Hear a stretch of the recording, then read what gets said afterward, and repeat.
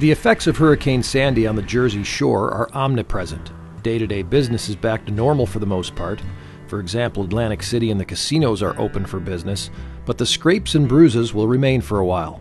A limited number of residents in New York, New Jersey, and Connecticut remained without power until late November. It's taken us about a month. We have about half of our house has heat.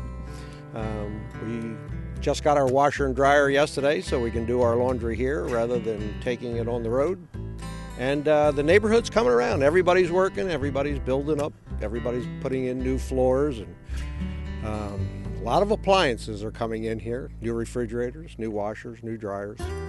Aside from damage estimates, it's believed the overall economy in that tri-state area suffered about $25 billion in lost business activity. Anytime that there's something as devastating that would happen on the East Coast and in certain areas, things like this kind of take a life of their own, and that's basically what happened with this. It grew and grew and grew, and more guys jumped aboard, and really, I think that's a test to what the type of athlete that the hockey players are.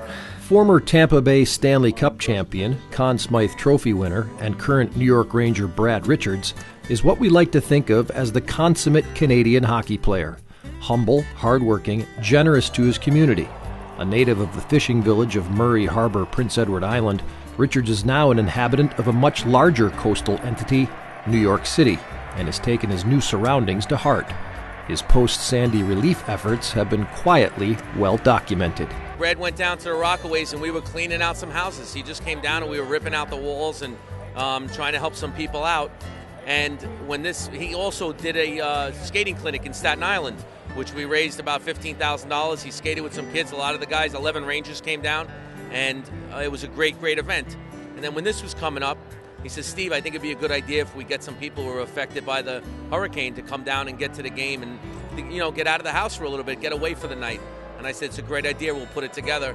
And we had one bus that came from Staten Island and one bus that came from Far Rockaway, all with families that were affected by the hurricane, one way or another.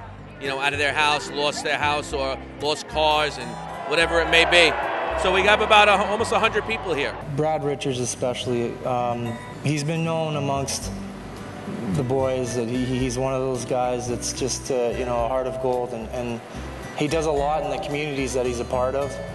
A lot like most hockey players, they're all kind of giving to where they live because they really become part of their communities. It's one of the things that we're taught as athletes coming up, is that you play in the communities and you give back to the communities because you have a gift to obviously entertain. Those guys actually went down there to try and help with the cleanup, Brad Richards and his crew, and what they decided to do and they wanted to do as a part of this is bring 150 of those misplaced families, first responders, to this event and really hit a home run in saying this is what it's about.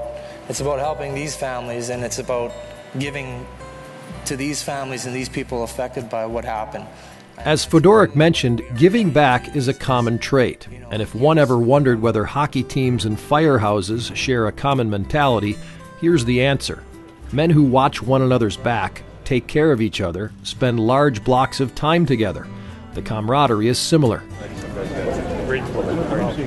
Players who paid a visit to the first responders, the police and firemen in Atlantic City, were just as thrilled with the visit as were the resident hockey fans. I've never been so close to them, so it's really cool to meet them. The guys are down to earth. Taking their time out to come see us is great. On October 29th, Jenkins and his cohorts were wading through 2 feet of water at the firehouse. Less than 4 weeks later, they found themselves greatly anticipating a hockey game.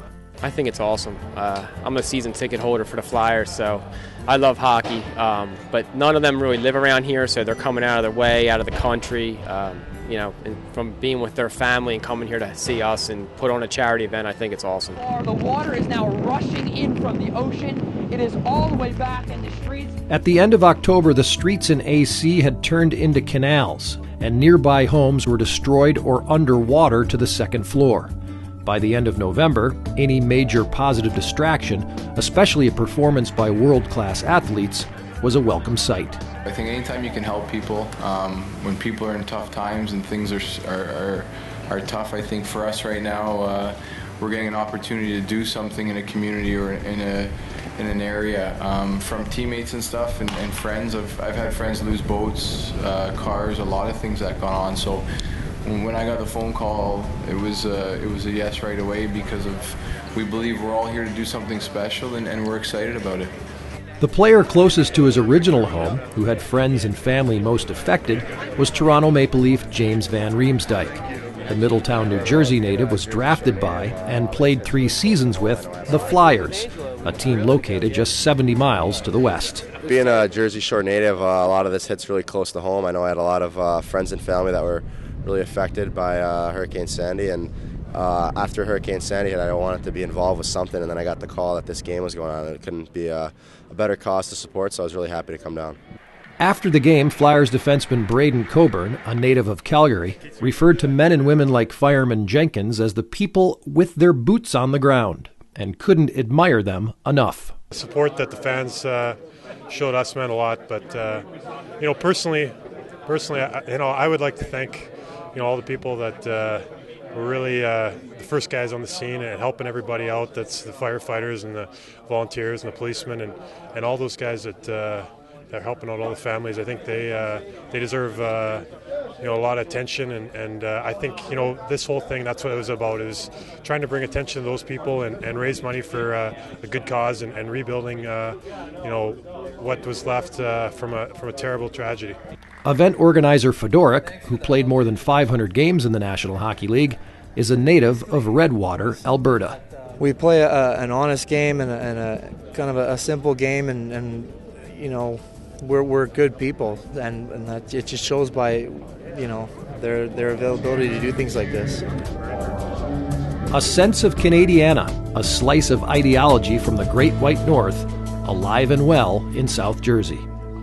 When Operation Hat Trick continues, the elephant in the room.